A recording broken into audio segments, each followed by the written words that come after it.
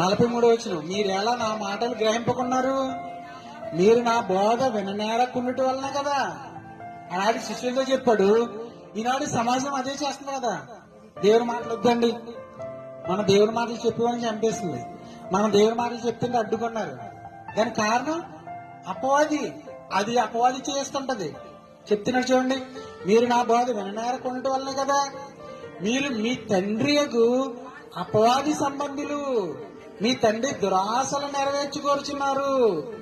ఆది నుండి వాడు నరహంతకుడై ఉండి సత్యమందు అంటే వాక్యమందు నిలిచిన వాడు కాడు. వారి యందు సత్యమే అసలు లేదు. అబద్ధం ఆడటాకే వాడు ఇష్టపడతాడట. మాట్లాడితే అబద్ధం ఆడుతున్నాం అనుకోండి, మనం అపవాది సంబంధులు. మనం మాట్లాడితే అబద్ధం ఆడుతుంటే మనం అపవాది సంబంధులు. వారి యందు సత్యమే లేదు.